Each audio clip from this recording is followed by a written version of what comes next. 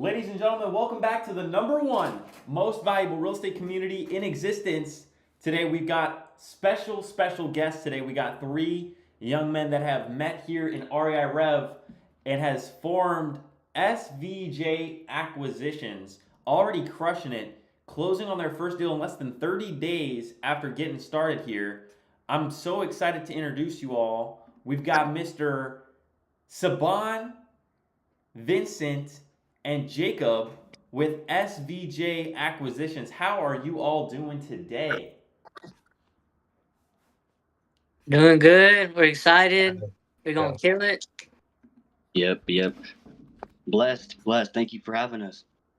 Thank you, Absolutely. John. I really appreciate this opportunity, Absolutely. Jacob, we gotta get the camera together here, man. Tilt it a little bit. We can barely see you. There we go. Oh, While we're waiting better. for some people to hop in here, ladies and gentlemen, I've got to tell you, man, I have been able to see these three grow and go from meeting each other in the voice channel to now starting a business and closing deals together. I mean, this is truly revolutionary. I'd love for us to open this up. This is the first time we've had all three of you on, especially at the same time. So this is going to be a different dynamic for sure. Let's get everybody to introduce yourselves from S, V, and J. Let's start with Saban. Saban, who is Saban of SVJ Acquisitions?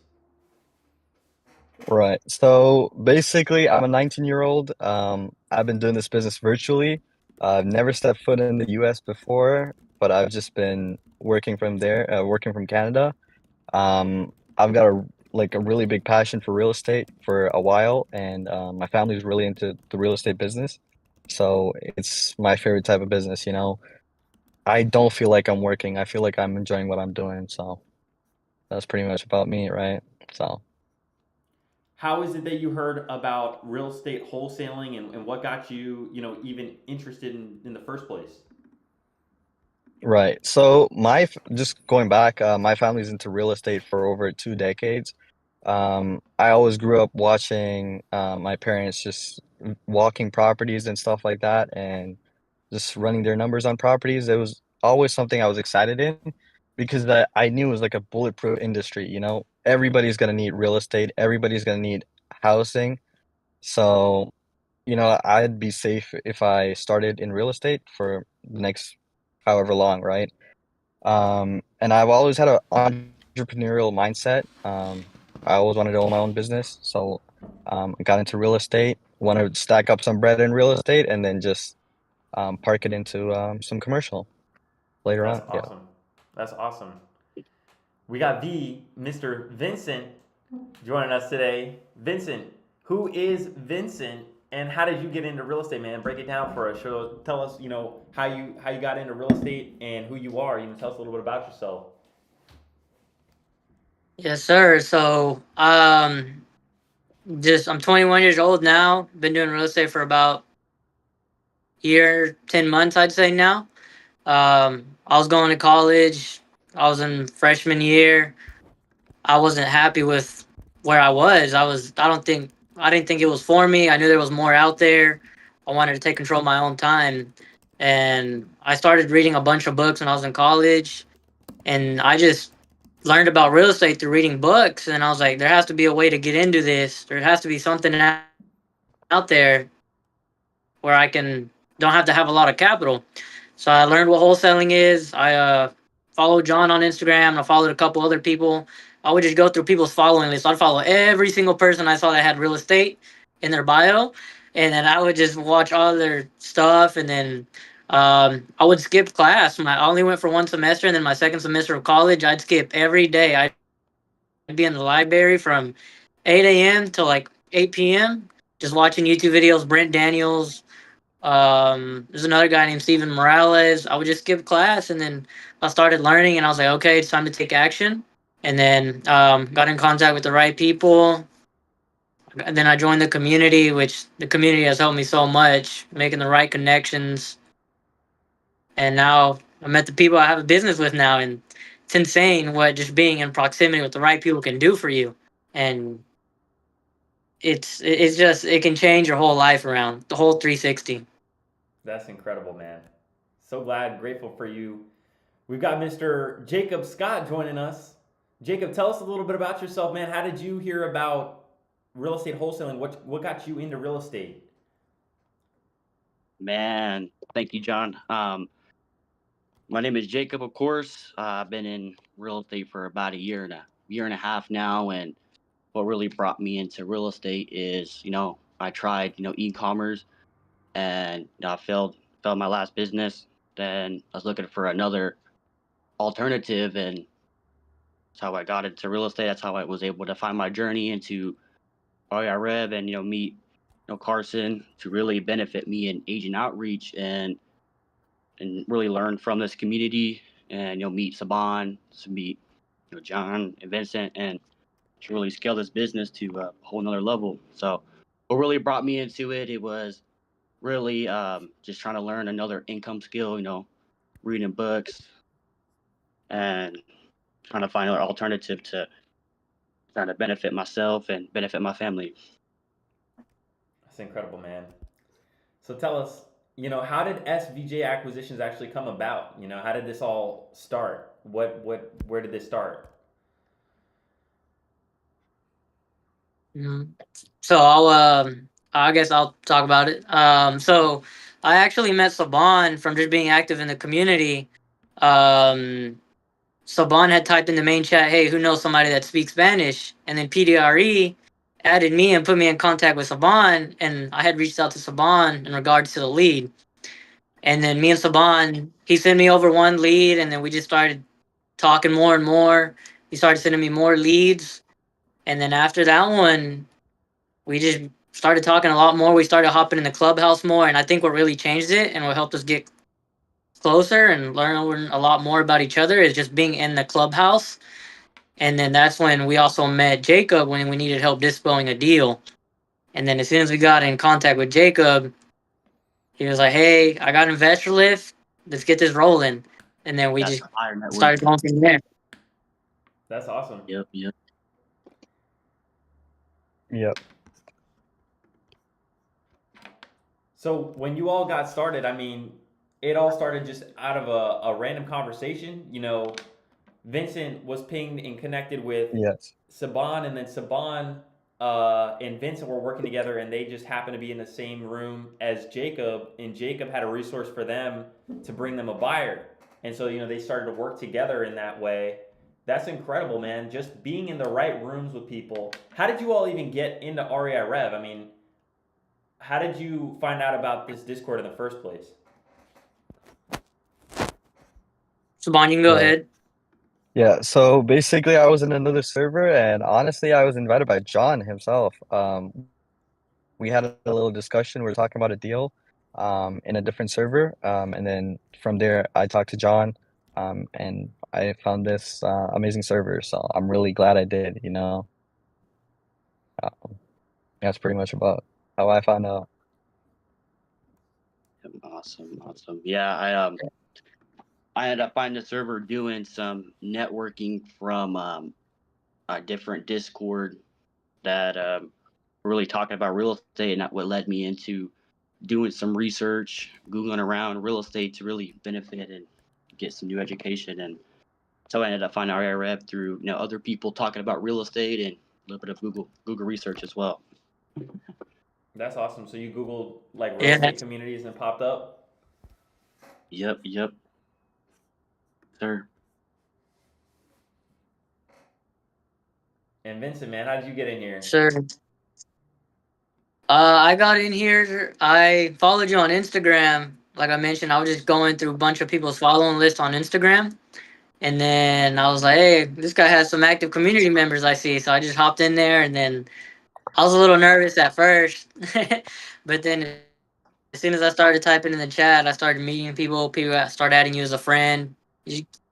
Just being in the Discord does so much for you, but that's how I found it. Followed you on Instagram and then joined, and then basically it through Instagram. That's awesome, man. And I know that we got a chance to meet in San Antonio at the growth event. I guess that might have been earlier that year too. Yeah, man, it was the same year. That's when I saw you. I remember walking into the building, You're the first person I saw from the very back, from the door of the entrance. I could see you at the very front, and I liked your energy, man. I was like, this guy is a hustler. I could tell from the energy you had, and I started talking to Savion, and Savion had some really good energy too. And I was like, these guys are gonna go far. I know they're gonna do something. And then that's also how I met. Well, at least kind of met you That's awesome, man. from the growth event. Yeah. So let's talk about a couple of things, man. A lot of people are going to be inspired by what they see here today. That you guys got into the right room together, and you've been able to create something that's already cashed you out some money. You guys have been able to make some money since you guys just recently met Yeah. each other, and that's what's super important. Is like so many people get caught up, in trying to learn about wholesaling and try to figure everything out before they start making calls. How is it that you went from you know hearing about wholesaling to getting in front of the sellers that were actually motivated enough to want to make a decision to sell? What marketing channels have you guys been utilizing to actually get in front of these motivated sellers? Saban, you can go ahead. Right. So Come on, have more basically, market. SVJ, yeah. So basically, the reason we're together is because we all excel in certain parts of the whole process. For example, Vincent's really good at acquisitions. Jacob's really good at dispositions. I like to pride myself in being good at marketing. So we have multiple marketing channels right now. PPL, PPC, inbound,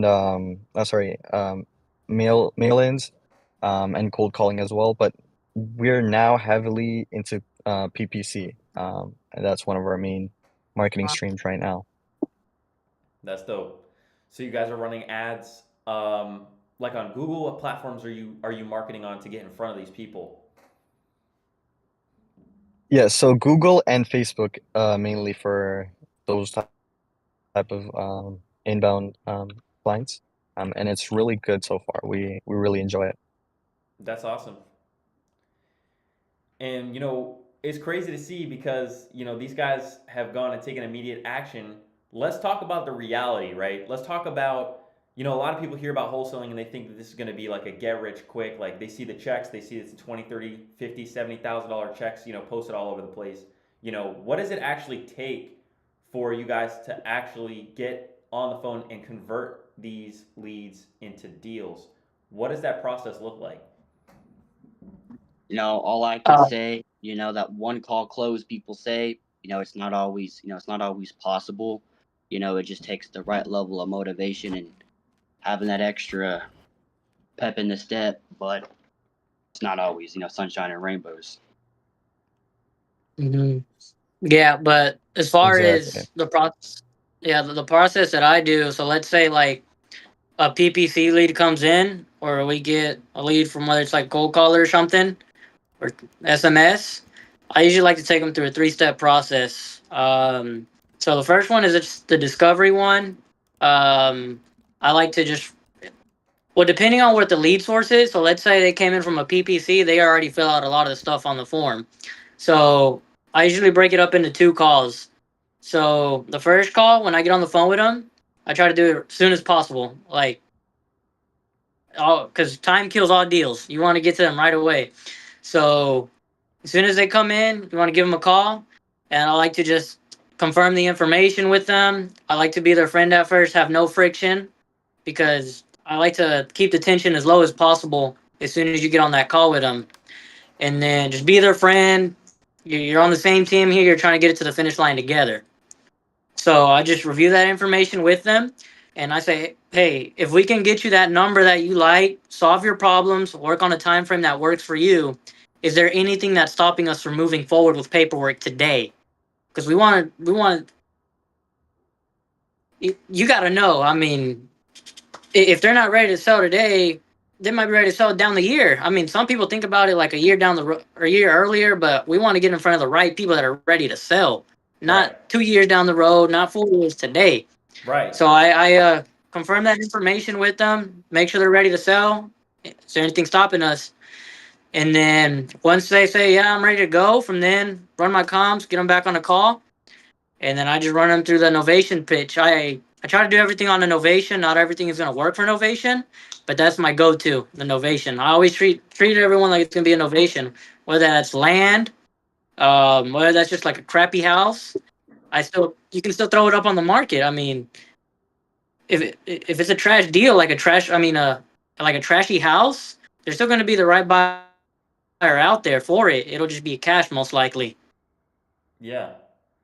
So I'm starting to kind of see, how each of you all play a very important role in the organization that you're creating here. Sounds like Saban is mostly focused on lead generation and the marketing side, which is super important of like getting Vincent, who's really responsible for converting those leads into signed contracts. And then you got Jacob, who's now focusing on getting those deals sold.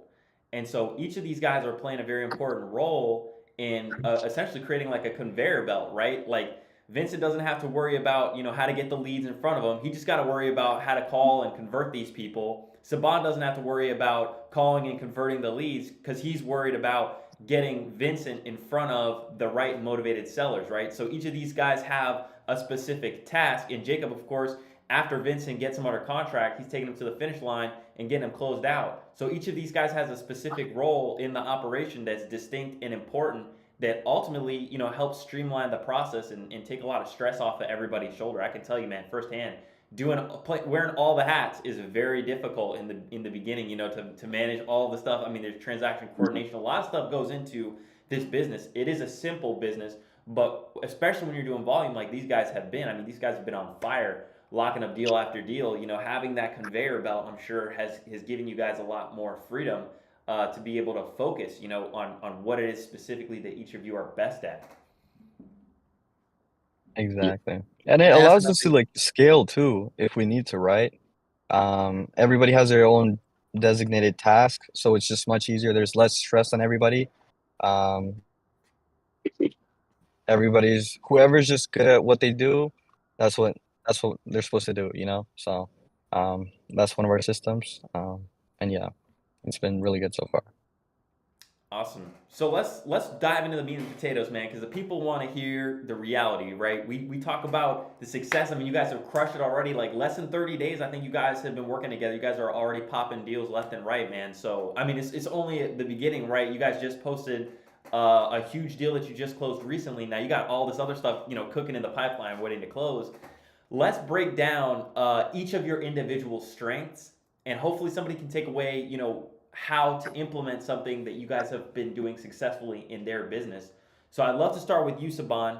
Let's talk about how you are actually focused on generating these really motivated leads. What are things that you're looking for to, get rid of all the trash leads, get rid of the people that aren't looking to sell today? How exactly are you getting in front of these people, that say that they really want to sell right now? Right. So basically, we do have those marketing channels. I have a team of cold callers as well. I have daily training meetings with them every single day. I go over steps. Sometimes I do hop on the phone, I qualify people. And honestly, like what my qualification step process, I believe, is what's taken me to the next level. So I basically hit them with like a good hook, just so they're engaged. Then I ask them, "Hey, are you looking to sell?" They say yes. And then I ask them, "Okay, what's got you thinking about selling?" If they say it's just the price, I hit them with, "Okay, what's that number?" I look at that number, I run comps on the fly. If that number is way off, I know that guy is not motivated. I just say, "Thank you, have a nice day." But if I believe a cash offer is not the greatest motivation for somebody to sell, right? But even then, if I think the numbers are right, I take them on the call, I keep them on the call, I qualify them further, and then it just saves a lot of time from those tire kickers and those people that really want to sell. And if I try to hammer them with questions as much as possible, so that way when it gets to Vincent just straight closes, you know, 3 call close, 2 call close. It's easier for him. So That's basically my qualification process. you're pre-qualifying these leads to make sure that they're ready to take action right now. And so you're Exactly. sifting through the leads and making sure that Vincent is in front of the most qualified sellers. Exactly. we prioritize efficiency, and so that's how we see we can do it. And we're also doing live transfers now. Same thing. I teach my team, hey, qualify them to this level. If they're that qualified, give them a live transfer to Vincent or to me, and then hopefully we get pen to paper, right? So, Yeah. And so let's talk about, in terms of the marketing side, how are you getting in front of these people? Like, what types of ads are you running when it comes to Google and PPC and AdWords or Facebook ads? Like, what specific characteristics are you targeting? You know, are there any specific interests that are really cooking for you right now that really get you in front of a really motivated seller?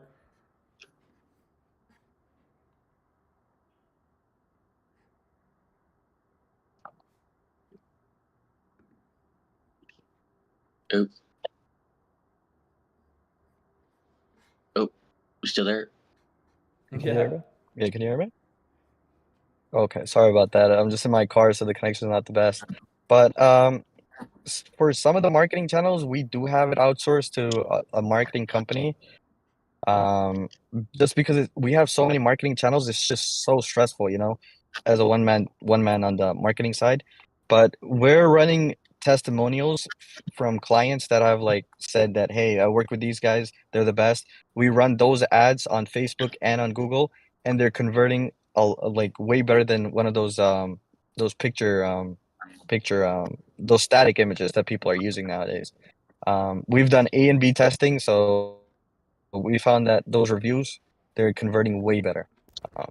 And yeah. That's incredible. So that's one thing that I started to try to do was like, I didn't work when I first started with my ads on Facebook and I spent like 10K on the ads. I didn't really consult with somebody who had the results I was looking for. And I was just kind of like firing off the hip, trying to figure it out. I like that you guys did that. And that's something that I've recently implemented as well, is working with those people that already have the experience, that already have the systems and processes dialed in, so it's not something that you have to worry about. And I think that that's something that a lot of people should really take away from this video, is that it's very important to consult and work with the people that are already doing what it is you want to do. And so I can appreciate that a lot.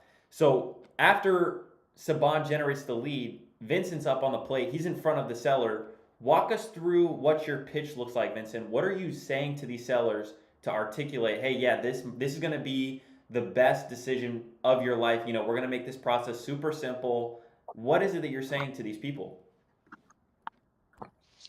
Yeah, so like Saban mentioned, the initial stages they try to get them up to a certain level in the qualification process, but I always like to review that with them. There's a couple main questions I ask as soon as I get on the phone with them. So for one, it's I review the motivation with them, see if there's anything that's stopping us from moving forward with paperwork today. Of course, if there's any other decision makers, anybody else that's on the deed, anybody that would be upset that we didn't speak with. Price, obviously. And then I like to say that we like to specialize in speed and convenience. That's kind of our thing. If we're a good fit for each other, awesome. I have to make sure you qualify for an offer first. Because if you're telling the seller, like, I want to get you an offer, I want to get you an offer, we gotta see if it even qualifies for us to even want to take this on. We want to talk to the right people. We're not just talking to most random people. I mean, people that we don't want to have that type of lead where it's a heartbeat in a home. We want to have somebody that's motivated, ready to take action. So after I review the, talk to me about what a motivated seller really looks like. What is somebody going to show or tell you, that you can identify, okay, yeah, this is the type of person that I should be talking to? Okay, so there's two things. They're in a seller, they can have distress, but there could be no motivation. Just because somebody is distressed, that doesn't mean they're motivated to sell. Because just like there's some pre-foreclosure leads out there, they're distressed, but they don't have that motivation to sell themselves. They know this, but they don't have that urgency in them to take the next step so they can get the problem solved. But you gotta differentiate whether it's motivation or distress. But I mean, this distress, that I still like to talk to them, and because sometimes some people they may have no motivation, but they're asking prices in the money. So I like to Mhm. take each lead as far as I can. Okay, what if they have no motivation? Is their asking price at least in the money? If their asking price is, and vice versa, because somebody can have motivation, but their asking price is too high. That's something I look for. And then after that initial call, that I review all the stuff with them. If they've already went through the PPC form, I like to, like I mentioned, I like just take every lead as an ovation. I mean, it's a game changer when you can get them thrown up on the market. You get so many more eyes on it. I mean, yeah, like I mentioned, some of these leads, it may just be land, or they just may be a trashy house. But we like doing the novation route because it just gets that so many more eyes on the property. It's just you're getting eyes on it from everywhere, and also you Right. have that agent helping you out too. I mean, the agent is kind of doing that work for you. I'm not gonna lie. I mean, once you got the agent that's in that market that you work in, hey, I got another deal. Let's get this thrown up right away. And it's like boots on the ground. If you need help, like with a lockbox, all right, go put this on there. It's just it's a lot easier. So I just try to do everything novation, Mhm. and then as far as like the novation pitch goes, I can get into that too. Yeah. I love it, man. For a lot of the people that are Okay. in here and watching this, I know that that's going to be something that they're all curious to learn more about. Is like, what exactly does that pitch look like? What are you saying to the seller to convince them that novation is the option or is the route that they should go? Mhm. Yes, sir. So the first call, I just treat it like if it's going to be a cash deal. I don't mention nothing about novation once I first speak to them. I don't even mention that word. I don't mention nothing about an attorney. In fact, nothing. And only when I mention that stuff is like after I've already presented it. So I gathered on all the information on the first time I touch base with them, and then on the second call, I like to make the offer and then also kind of pitch it into an ovation. So I'll anchor them. I'll give them the review comps with them. Hey, this is what the market looks like. This is what the neighborhood looks like it's going for.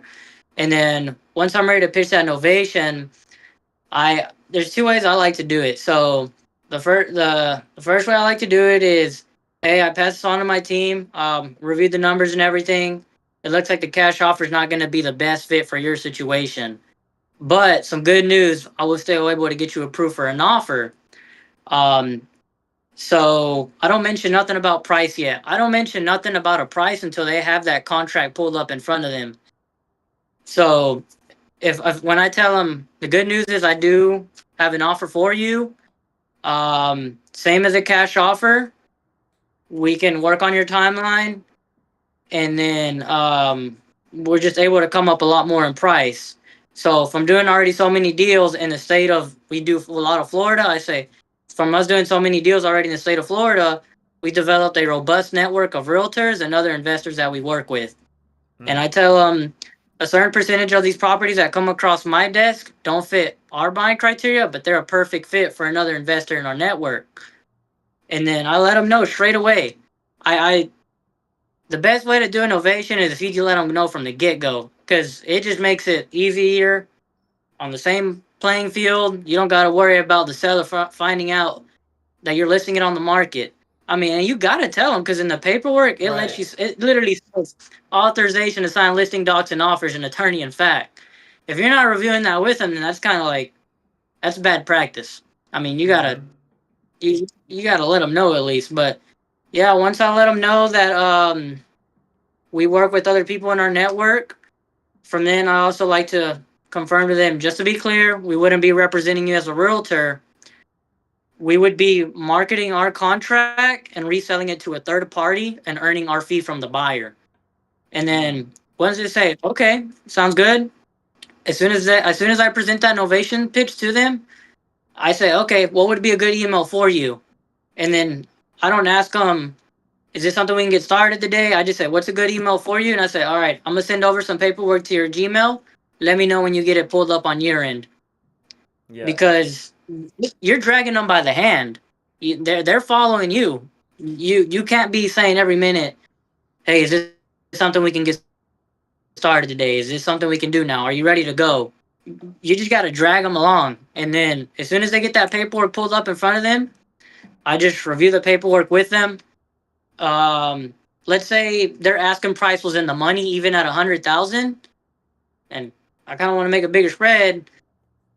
I'll put like 90K in the contract, and I say, okay, so purchase price will be 90K. This is what the closing date looks like. And I don't stop. Whenever I review that purchase price with them, I don't stop right there. Because if they didn't like the price, they would stop you and they would say, hey, I don't like that number. But if you just keep walking them through it, Yeah. they're just gonna follow along with you. And when you're reviewing that stuff in the paperwork with them, do not say, does that make sense to you? Does that make sense to you? Because we want to save all the questions until the very end when you're done reviewing that paperwork with them. So you can just get them all knocked out at once. Because most of the questions they ask you, you're probably going to answer them when you're reviewing that paperwork with them. You just got to drag them along, and they'll follow you. That's fire. That's fire. Ladies and gentlemen, you got to drop some fire in the chat. Vincent literally just dropped $10,000 worth of sales training right now, literally right by just explaining that principle alone, telling you that the seller will follow if you will lead them through your process. But what he's really telling you is you've got to have a process. You got to be able to review the entire agreement and wait till the end to get their questions and their objections, right? And like I like one of the things that you said too, Vincent, was if they really were going to object to the price, they'd hang up the phone or they'd get off the call or they'd say something right there, right? But if they're sticking with you and they're still going throughout the rest of the process, it means that they're interested. It means that they're committed. It means that they're ready to take action and move forward. So I think that's very, very important, ladies and gentlemen. Do not let that one go over your head. Yeah, and what the game changer for me, because before I used to like send out contracts, and sometimes they wouldn't come back signed. I'd be like, hey, what's the issue? Why aren't y'all signing? But I don't tell them the purchase price until they have that contract in front of them, because if they're actually serious about selling, they're not gonna mind pulling up that paperwork on their end. This is how you Right. know they're serious. If they go out and pull that paperwork up, that's how that'll help that conversion from sent out contracts to contract signed. That's gonna help a lot of conversions for people. Same goes as normal PSAs. So That's fantastic. that was a game changer for me. That's a Yeah, game no, changer dude. for everybody in here right now, ladies and gentlemen. You got to be implementing this. These sales principles are universal, man. Regardless of what type of acquisition, these are universal sales principles that you can implement today and start seeing results. So we've got Saban. He's the one getting the leads, putting him in front of Vince. Vince is the one at bat. He's hitting a home run. He's just got another lead under contract. Now we got Mr. Jacob Scott. Jacob, talk to us about what your process looks like and what are you doing once you've got that seller under contract? How are you getting these deals sold and funded? Well, I could say it's a lot shorter than the acquisitions process. I could say that. So, as a dispo person, my number one job is to get in front of pre-qualified and serious vetted buyers. So what we do, we target people who own more than 3 rental properties. We use tools like InvestorLift, and basically what helped us sell our deals so quicker is by taking our let me back up real quick. Is by taking the time and having a conversation with the buyer instead of just assigning the deal to anybody. We ask certain questions. We do certain things on the phone.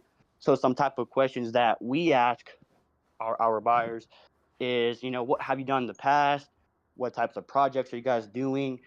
What are your plans on doing with this particular property? And just asking those questions to these buyers on InvestorLive or text blasting buyers, hey, you interested in buying? And going on the phone, taking that extra step and just having that conversation on what they've done in the past, what are your plans on doing with these deals. And it really vets out who's serious and who's not.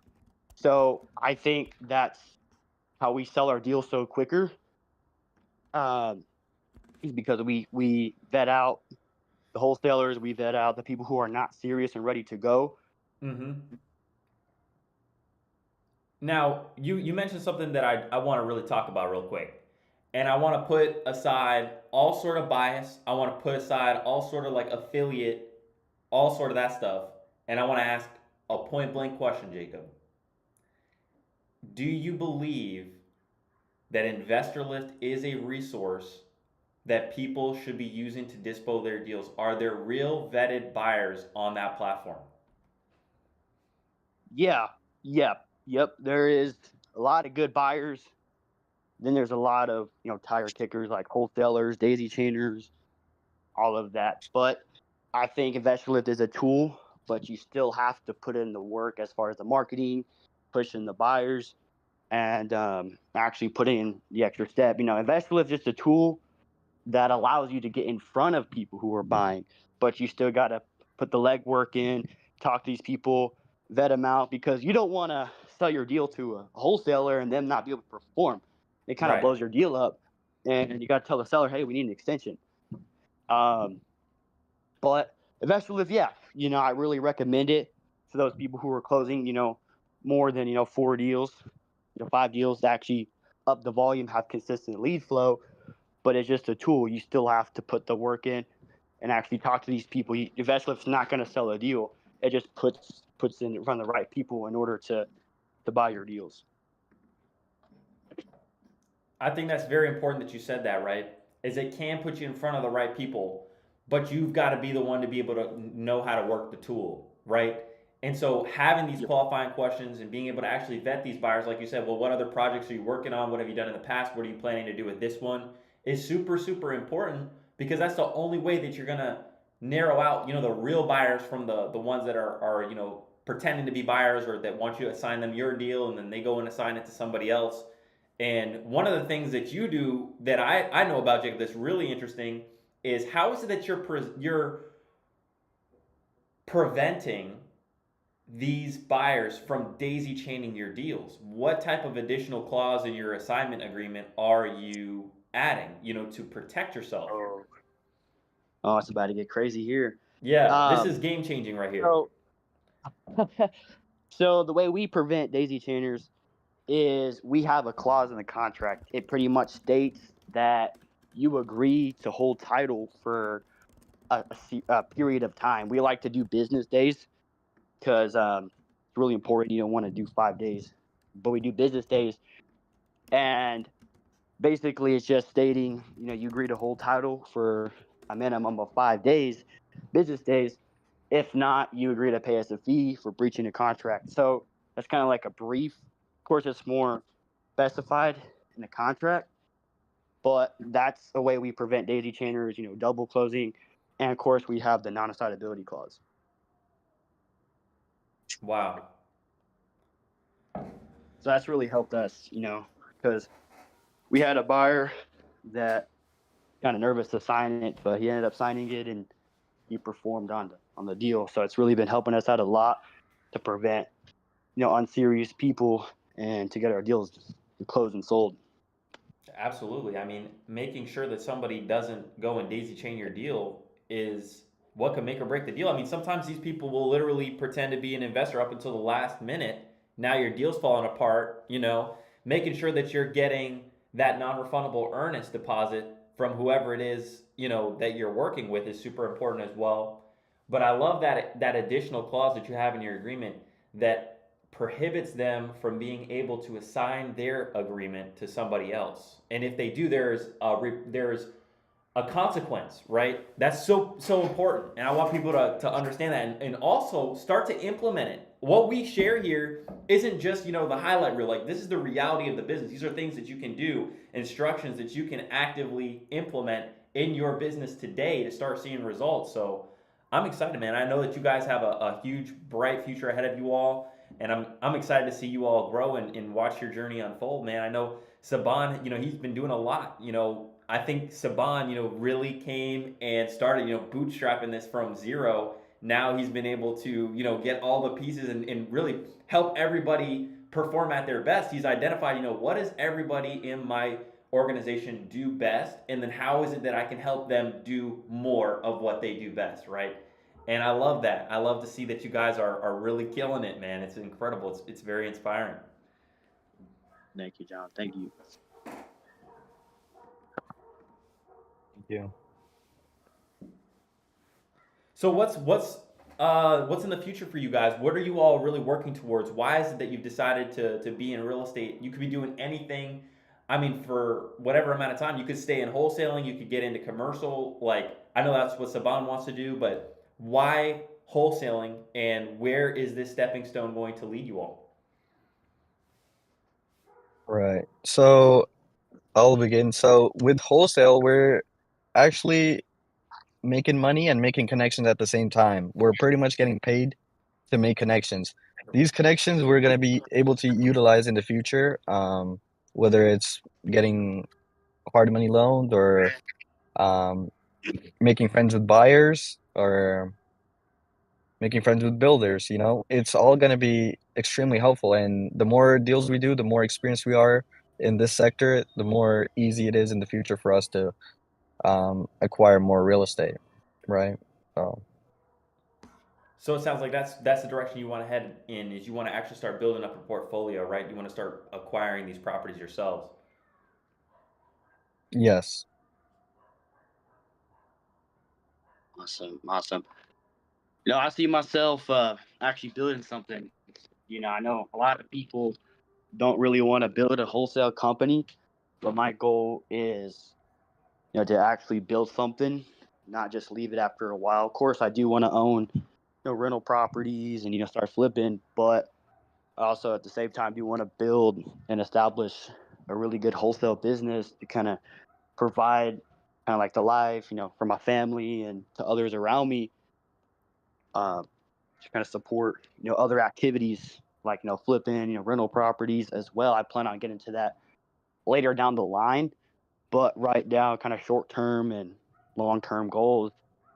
And I just really see myself building a company and turning it into something bigger than about. I love that, man. So Vincent, man, tell me what it is. What is your why? Why I'm in wholesaling. Is that, sorry. My Oh, I'm my sorry.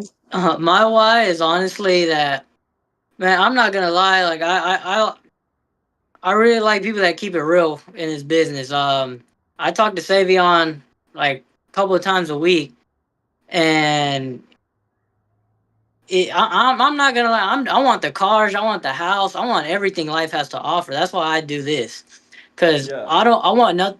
I only want the best, and I'm not settling for less. I don't care. I'm not working no. I'm not mopping no floor. Somebody else could do that. I'm not doing that. I only want the best. So that's why I do real estate. I'm not gonna lie. I'm just that's me. I want the cars. I want the nice house. I want to spend time with my family in the future. That's why I do this. That's my why. And I here in the next couple months, I mean, we're only getting started. It's only like first 30 days we've been doing this. I mean, and we got a lot planned here. I talk to Saban on a daily basis. What can we do to move on to the next level? And I talk to Savion too. Savion be putting me. He just opens your mind up. Just being in the community opens your mind up to so much more. And because I see people that have been doing wholesaling for like 10 years, I'm like, okay, cool, yeah, you're doing wholesaling, but you got any rental properties? It's just like a hamster wheel. I don't want to be on that hamster wheel till I'm 60 years old. I'm trying to Yeah. move up there, man. I'm not trying to do this till 60. So I'm trying to get a couple fix and flips here in the next couple months. And then Savion be putting me on that development game. I've been talking to him about that. It's insane what being in here could do. Being in that clubhouse, man, I'm telling y'all, it'll change the way you see the real estate game for real. It's insane. Talk to me a little bit about that, man. What has changed since you've been able to have these conversations for you? Well, for one, just opening up my mindset to what is possible. People I started talking to people in the community here. I was like, man, fitness is hard. How do they do this? And I forgot who said this. I think it was Carson. He says, all you got to do is just make that change in your mindset. Okay, I want to start flipping now. I don't. You got to. It's mainly just a mindset change. That's what it is. Like, okay, I'm a flipper now. And that's what you got to change. And then that's how it's changed my perspective on the real estate game, and also just not just real estate wise, but outside of that, like life advice in general. There's people I talk to, like my boy Rob. We talk about life all the time, and it's insane. It's just what being around the right people can do for you. It's a lot more. You gotta focus on yourself first, and then because I forgot who said this. I read it somewhere on Instagram. You gotta perform like the person, like you're already there. Yeah. You don't get the success and then you start performing. You gotta act like you already have that money. You already have that life, Yep. and then that's what comes with it. You gotta wake up early. Well, I mean, you don't gotta wake up at freaking 4 in the morning, but you gotta at least work like you already have it. Like have that mindset already. That's what's a big thing for me. I don't know if I'm a little weird, but what I like to do, and I told Saban this, Jacob, when I wake up in the morning, I like to have a shower and I like to put on a nice collared shirt, some nice shoes. I be in my room with some shoes and some nice pants on. I have that mentality that I'm already where I want to be. That's the same. That's that mentality I have. I wake up, I'm ready to go. I like to be dressed.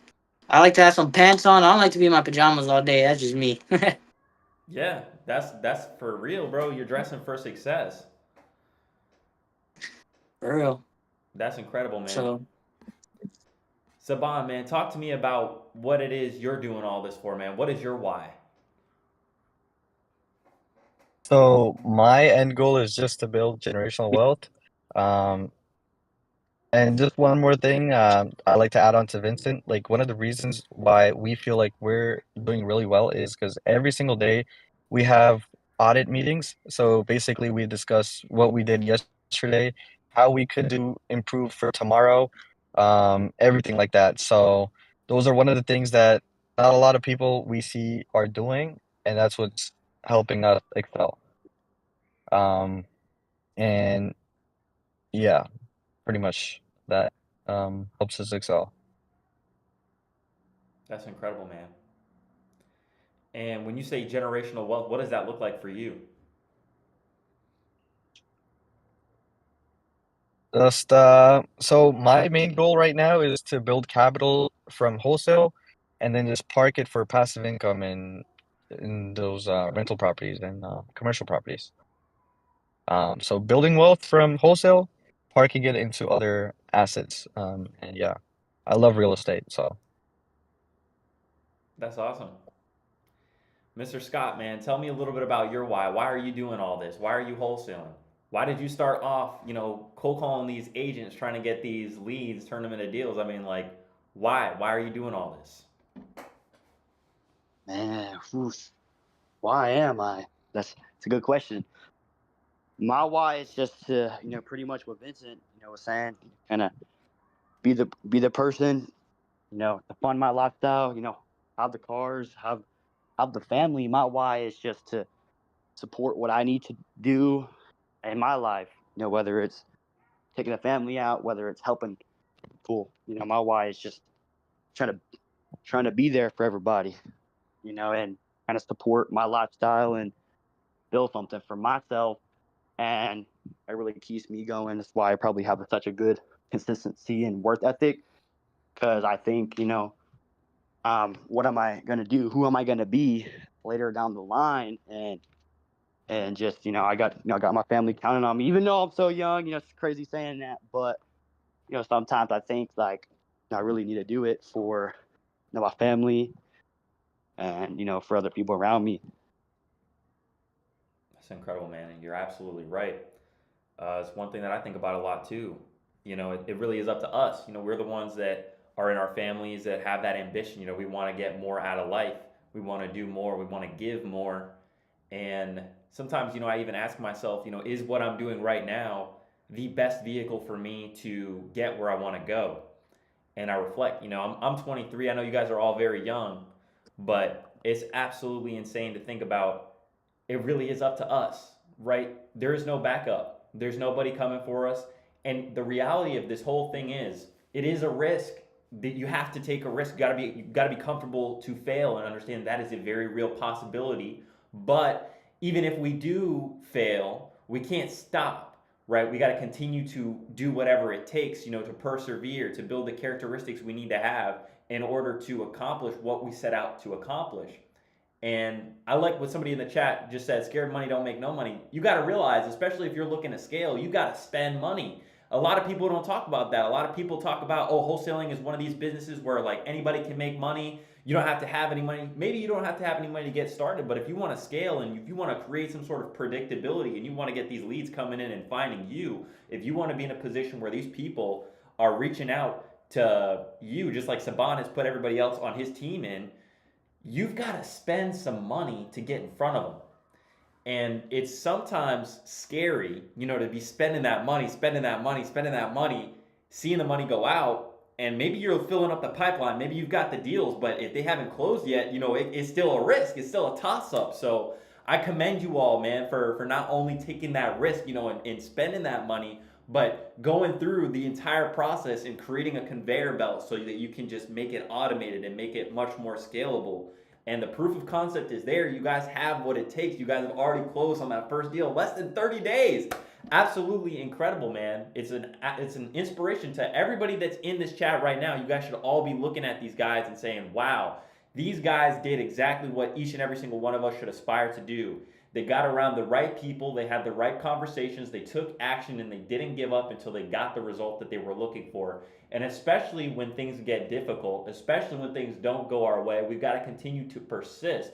Because I want to ask you all next, what happened along the way? Because I'm sure something had to have happened along the way that tested you to ask, how bad is it that you all really want this, right? What difficulties or challenges or hurdles did you have to overcome to get this deal to close? Oh Okay, man, so it's are you talking about took that the lead specific on me. deal? Let's talk about this Man, specific there's a deal. If lot you've of got questions another going deal with in the this last deal. pipeline that's getting ready, tell me about something that you had to overcome in Okay. order to make this dream a reality. All right. So this deal was an absolute nightmare. I had this lead back in, I believe it was end of July. I hit up this lady. I'm like, "Hey, are you looking to Pardon me. sell?" She's like, "Yeah, give me like 2, 3 weeks. I'll think about it." I call her up in 2 weeks. She's like, "Okay, give me some more time." And then randomly out of the blue, she calls me and she's like, "Hey, we talked earlier. I'm looking to sell. Can we have a deal ready today?" She was pushing me to have a deal. I drafted up the paperwork. I'm like on the phone. I asked her, "Hey, are you in front of a laptop right now or something like that?" She's like, "Give me an hour. I'm at Walmart." So I couldn't really get her to sign on the spot. I wait an hour. I call her back. She's like, she didn't pick up my phone at first, and then it was via SMS. She's like, "I'm not looking to sell anymore. My daughter doesn't want to sell." It was just another excuse. And then randomly, like 3 to 4 weeks after that, I imported my previous leads to my new CRM. It was in a automation, and I was like, "Hey, let's just give this lady a call, see what she says." Give her a call. She's still on board with signing. Her only concern is she had an agreement with somebody else for over 4 months. That wholesaler failed to perform. So basically, what I did, I told Vincent, "Hey, get her to sign right now. I'm pretty sure that the other contract is null and void. Just get her to sign because I know she might change her mind later."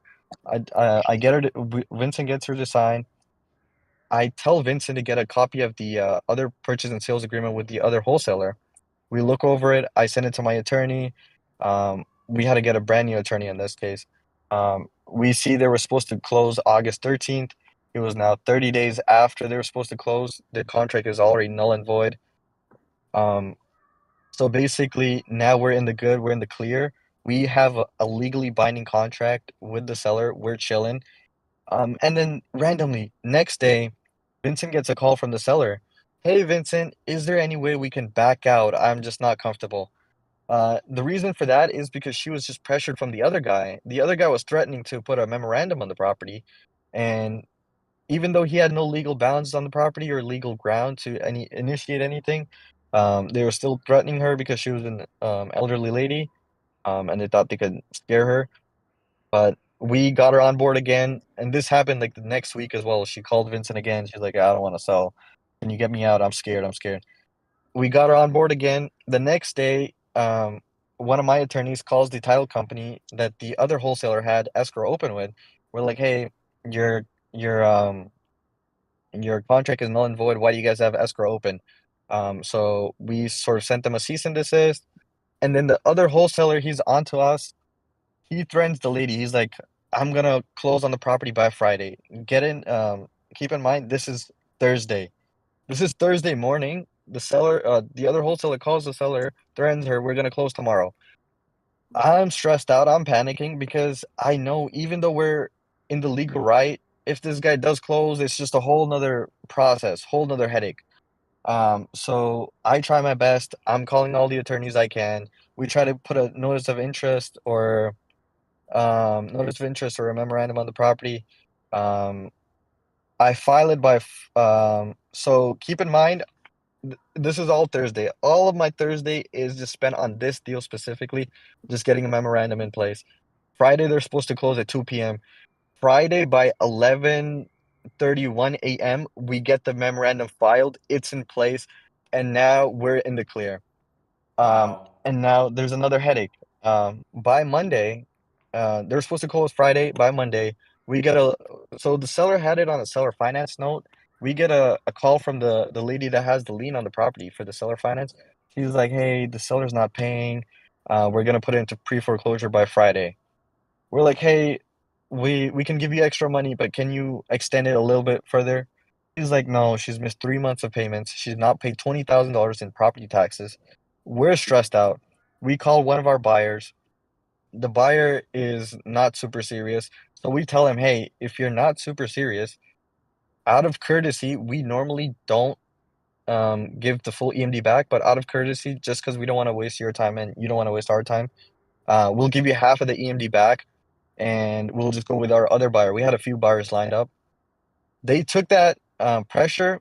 They're like, "Hey, we can close by Wednesday." All right. So now we're in the clear. Wednesday rolls around, and the notary's at the seller's house to sign. The seller's driver's license is expired. So now we gotta wait another 2, 3 hours. But oh, and just another thing too. She was asking about 120. Pre-foreclosure is by Friday. We gotta close this property in 3 days. I call the seller up. I'm like, "Hey, this is the only option we have. The only buyer we have is if we can get your property at 105. Sold her on that, got a 15K price reduction, sold it for 130, and that's how we just made our spread, saved her the hassle. And another thing most people don't do is they don't call the seller afterwards. Me and Vincent, we were with the call with the seller like a couple days after the closing. We're like, "Hey, is there anything that you think we did poorly that we can improve next time?" Or, "Hey, how was the experience?" Overall, she's very happy, and she even sent us a video testimonial. Um, so we saved an elderly lady from losing her house, and so that's something I'm very proud of that we helped her in that situation. Um, yeah, and that's one of my highlight deals I've done so far. Definitely a headache, but yeah. That is incredible. Ladies and gentlemen, can we You know? drop some fire in the chat for this deal? Man, they went through it on this deal trying to get this deal closed. This was headache after headache, heartache after heartache, but they did not give up. They persisted. Ladies and gentlemen, how many of us? We got 60 people in the chat, ladies and gentlemen. We got to see some engagement in the chat. How many of us are here right now? How many of us are hearing this story right now? Let me know in the chat if you would have made it through or you would have given up. How many of us would have given up? Drop a 1 in the chat if you would have stuck it through. Drop a 1 in the chat if you would have stuck through this deal and seen it go all the way through, man. That is absolutely incredible. And another takeaway about this deal is, buyer there wasn't really too much on the dispo side, but the buyer, there was a lot of lack of confidence because when I was talking to the buyer at the time, he wasn't confident. You could tell him and his lender didn't have a really good relationship. He wasn't really confident.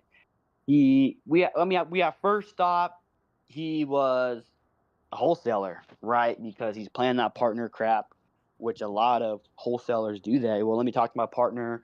Let me do this, like a back forth, making a ton of excuses. So, and basically what Saban said, hey, I called him. Said, hey, we're giving you another chance here. Give me a firm answer. This is how I pretty much said it. Called him, said, hey, what's going on? Are you guys going to be able to close here? Title saying that they're still waiting on you guys. Where the seller side's good, and he was telling me he don't know what was going on. And he hasn't talked to his lender since last week. So there was just a lot of lack of confidence that we had to put in to the buyer to actually get this done. You could just tell that he wasn't really confident. It's not like it was his first deal as well, but he was trying to make a quick 5K on it. But we pretty much restored the confidence in the buyer, and he actually performed. That's another pretty good takeaway right there as well. Well, that's incredible, man. Just know that the community is proud, to see this, and it's truly revolutionary to see what you guys have been up to, just even in the last 30 days, what you've been able to accomplish. I know that I'm excited to see your journeys unfold, and I know that everybody else in here is as well. Awesome. Yeah. There's just one more thing I gotta let people know. Like, it's not all like sunshine and rainbows, as people say. There was a couple weeks in the beginning, we would lock up 1, 2 deals every single day for the first like 7 to 8 days, me and Vincent. And then there was sort of like a dry spell for like 7, 8 days. Um, so it's not like, oh, it's going really well. There's ups and downs. But the thing we did to combat that is, like I said, having daily meetings with your team is really important to see where you guys can improve, where you guys went wrong, what's the next steps to improve. And doing that really changed everything. Yeah. And it's we were just reflecting on what was going wrong, and because we, like Saban mentioned, we're on a little bit of a dry streak, so we're saying, why is this happening? And you gotta just really review how your day goes. That's the one thing that I like to do. At the end of the day, okay, how did my day go? What did I do? What are things I could have done better? That kind of thing. And it's you gotta take risks too. That's one thing I would say. Like, I mean, I met Saban. I've known him for like 30 days now. And I mean, I sent him like 5K the other day just so we can throw into marketing. And I haven't even met the dude. This is a goal. This is a whole different dude from Canada. You just got to take that risk sometimes. And scared money don't make money. You got to, being in the right communities, that can do a lot for you. I don't know too many people that would send 5K to a stranger that lives in another country you never even met before, and you only know him through a Discord server. So, Hey, that's true, man. Scared money don't make no money. That's true. I'll tell you that, man. I know that. I know that for a fact. But ladies and gentlemen, I appreciate Yeah. you all. We got SVJ Acquisitions joining us. This is the #1 most valuable real estate community in existence. Guys, you got to invite somebody you think would benefit from being in proximity with us. What would be one thing that you would leave everybody with tonight from each of you, starting with Saban? Don't sleep on the follow-ups and have daily meetings with your team. Those are 2 things. We got Mr. Vincent. I would say get in contact with people in the community that are already doing the business and ask them, hey, what works for you? And just follow what they do. Don't try to reinvent the wheel. If you know something that's working for them, go literally replicate it. There's no need to reinvent the wheel. And also just work like you're already there. where you want to be. Treat every day like if you already have those $1 million, like you're already closing 7 deals a month. Just treat every day like it's a new day, like you waking up with $0. That's another thing I would say. We got Mr. Scott. Awesome. Something that I'll say that it took me, quite a bit to learn and actually do is taking the time to actually understand how things work. Don't just rush into it. Pretty much like Vincent was saying, take the time to learn from other people, then slowly implement it, and don't just jump the gun. That's something very important, is just taking your time, learning how the business works, slowly taking action on those new things instead of just jumping the gun. And, ask questions. Ask questions like, what are you doing that works? Just ask questions. Don't be scared to ask a ton of questions. That's how you learn and actually benefit from people as well. And would you guys recommend that people would join REI Rev? Do you really believe that this is the #1 most valuable real estate community in existence? Oh, yeah. Hell yeah. 100%. 100%. Heck yeah. You already know it. Let's go. Well, man, I'm so excited for you guys. You guys are absolutely killing it. Man, we got so much coming up, ladies and gentlemen. I can't wait to release it here. I know I've been saying this for a while, but we really have been working, and I'm excited to be sharing it with all of you here soon. Ladies and gentlemen, invite somebody you think would benefit from being in proximity with us. And until next time, I'm going to drop the link to the YouTube channel to catch this replay. Make sure that you're subscribed. You can go to youtube.com/REI Revolution and subscribe to the channel.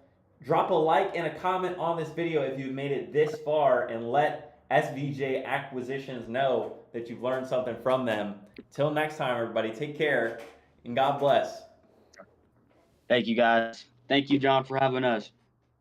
Thank you Thank all. you. Thank you. This is the best community, bro. You guys gotta join. Gotta invite somebody that can benefit from this.